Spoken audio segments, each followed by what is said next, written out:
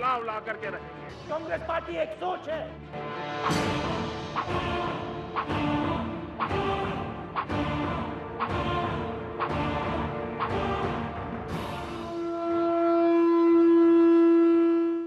Break के बाद बहुत बहुत स्वागत है हमारे विशेष कार्यक्रम महासमर 2014 में। अब बात करेंगे उन नेताओं की जो आते हैं पॉलिटिक्स में जनता की सेवा करने, लेकिन जनता की सेवा बाद में होती है, पहले खुद की सेवा करके कुबेर बन जाते हैं। ऐसे कौन कौन से नेता हैं जो इस वक्त कुबेर बने हैं? संपत्ति थोड़ी होती है और अचानक संपत्ति में बेतहाशा बढ़ोतरी हो जाती है। रिपोर्ट देखते हैं। दागियों के बाद अब बात उन नेताओं की जिनके हाथ लग गई है कुबेर की कुंजी। जी हां, ऐसे कई नेता हैं जिनकी संपत्ति पिछले कुछ सालों में कई गुना बढ़ गई है। शुरुआत कांग्रेस नेता संदीप दीक्षित से। कांग्रेस के निवर्तमान सांसद संदीप दीक्षित की संपत्ति पिछले 5 साल के बीच लगभग 4 गुना बढ़ गई है। 2009 के आम चुनाव में उनकी संपत्ति 1.8 करोड़ रुपए थी, जबकि अब यह बढ़कर 7.3 करोड़ रुपए हो गई है। 5 सालों में लोकसभा अध्यक्ष मीरा कुमार की संपत्ति 3.5 गुना बढ़ गई है। 2009 में मीरा कुमार 10 करोड़ रुपए की मालकिन थी। इस बार उन्होंने अपनी कुल संपत्ति 36.49 करोड़ रुपए से ज्यादा बताई है। केंद्रीय मंत्री कपिल सिब्बल की संपत्ति में पिछले 3 सालों में 3 गुना इजाफा हुआ है। साल 2011 में सिब्बल की संपत्ति 38 करोड़ थी, जो कि अब 114 करोड़ रुपए में तब्दील हो गई है। चांदनी चौक संसदीय क्षेत्र से दाखिल किए गए अपने नामांकन पत्र में सिब्बल ने अपनी पत्नी प्रोमिला के साथ करीब 114 करोड़ रुपए की संपत्ति घोषित की है। हरियाणा के कुरुक्षेत्र लोकसभा सीट से कांग्रेस प्रत्याशी नवीन जिंदल 2 अरब 48 करोड़ रुपए के मालिक हैं। उन्होंने जो शपथ पत्र दिया है उसके अनुसार पिछले 5 सालों में उनकी कुल संपत्ति में 116 करोड़ की बढ़ोतरी हुई है। इन आंकड़ों को देखने के बाद ये सवाल उठना लाजमी है कि संपत्ति की बेतहाशा वृद्धि के पीछे का फॉर्मूला क्या है। सुदर्शन न्यूज के लिए कुमार सुशांत की रिपोर्ट। वाकई ये सवाल उठना लाजमी होता है। जनता की सेवा करने के वादे करने वाले हमारे नेता आखिर जनता का विकास करते हैं या फिर खुद का विकास करने के लिए पॉलिटिक्स में आते हैं? ये बहुत बड़ा सवाल है।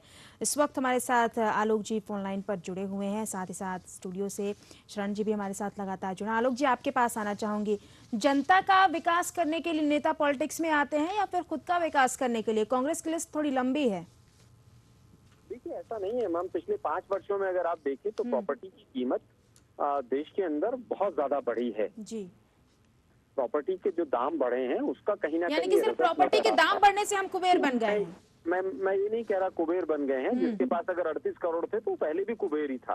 मैं केवल ये कहना चाहता हूं कि राजनीतिज्ञों के ऊपर केवल उंगली उठाई जाती है।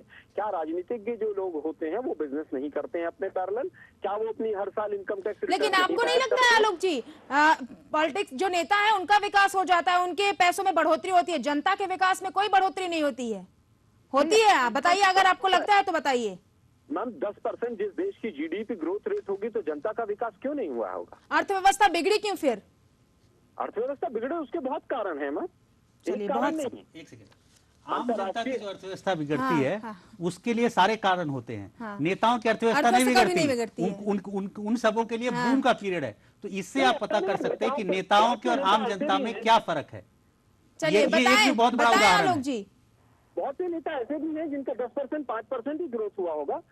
कुछ नेता ऐसे हैं, ठीक है, उनका बिजनेस। नाम बता दीजिए कौन से ऐसे नेता है जिनका 5% ग्रोथ हुआ है अभी तक? मैं वही कहना चाहता हूँ कि ये आंकड़े तो आप ही के पास हैं। हर तरह के लोग हर जगह हैं। आपने हाईएस्ट वाले जो थे वो उठा लिए। मैं जानना चाहता हूँ क्या नेताओं को बिजनेस करने का अधिकार नहीं है? नहीं, तो जब इंडियन ग्रोथ, इकोनॉमी ग्रोथ 4.5% है या 5% है, नेताओं की 300 गुना कैसे बढ़ जाती है? ये कौन सी इकोनॉमिक्स है और ये क्या है? मुझे बता दीजिए जरा आम जनता को भी बता दीजिए, हमारे व्यूअर्स को भी बताइए, वो भी इसी तरह पैसा बना लेंगे बेचारे। बताना चाहूंगा, आप सुनिए तो सही। मैं बताना चाहूंगा, हिंदुस्तान में 1000 कंपनियां ऐसी हैं जिनकी ग्रोथ रेट 200% से ज्यादा है। उनकी कैसे हो गई? और अक्सर देखने को भी यही मिलता है कि व्यापारी ही नेता बनते हैं परसेंटेज, और नेता बाद में व्यापारी बन जाते हैं। आलोक जी, नेता व्यापारी, व्यापारी नेता। मैम नेता तो सबसे ज्यादा कटघरे में रहते हैं। हाँ। इनकम टैक्स की रिटर्न रहेंगे नेता इसलिए कटघरे में रहेंगे क्योंकि जनता उन्हें चुनकर भेजती है। आलोक जी समझने की कोशिश करें, जनता जवाब चाहती है कि आखिर आपके धन भर रहे हैं तो हम गरीब क्यों हो रहे हैं, हमारे ऊपर महंगाई की मार सिर्फ क्यों? मैडम कौन कहता है पर कैपिटा इनकम दिल्ली के अंदर महंगाई के आरोप किस पार्टी के ऊपर लगे बताएं, भ्रष्टाचार के आरोप किस पार्टी के ऊपर लगे? आलोक जी बताइए आप, महंगाई से कौन त्रस्त हुआ है इस वक्त? कौन सा वर्ग ऐसा है? क्या पत्रकारों के ऊपर भ्रष्टाचार के आरोप नहीं लगे? क्या आईएएस अधिकारियों के ऊपर भ्रष्टाचार के आरोप नहीं लगे? आरोप तो हर वर्ग के ऊपर लगे हैं मैम। आपको लगता नहीं है कि आरोप नहीं लगना चाहिए? शरण साहब कुछ सवाल आपसे करना चाहते हैं। नहीं, देखिए 3 ही तरह के लोग हैं इस देश में, पूंजीपति, राजनेता और नौकरशाह। इनकी जब आप प्रॉपर्टी की बात कीजिए, इनकी जो वर्थ की बात कीजिए तो बहुत फटाफट बढ़ता है, बाकी आम जनता का तो बढ़ता नहीं। हाँ। और अगर यही है तो जरा 2 लाइन में कहना चाहूंगा, तेरे दाता में इतनी तरक्की है तो ऐसा क्या है मुल्क में मेरे आज भी लोग फुटपाथ पे क्यों सोए हैं? अगर दिल्ली की इतनी ही पर कैपिटा इनकम है तो दिल्ली में 10 लाख लोग बेघर क्यों हैं? बिल्कुल, और वो भी 15 साल कांग्रेस सरकार रही है। हालांकि इस बार जरूर जनता ने वो एक अलग बात है, 15 साल में 10 लाख लोगों के लिए इन्होंने क्या किया? 15 साल में इनकी एमपी एमएलए की जो ग्रोथ हुई है वो देख लीजिए और उनकी ग्रोथ देख लीजिए। बताइए आलोक जी। जो आबादी दिल्ली की जो आबादी है वो 1.25 करोड़ हो गई है मैम। उसकी ग्रोथ रेट 10% से भी ज्यादा है। एक शहर किस तरह से सबको अकोमोडेट कर सकता है? प्रैक्टिकल चीजों के ऊपर भी हमें केवल ये कि हमें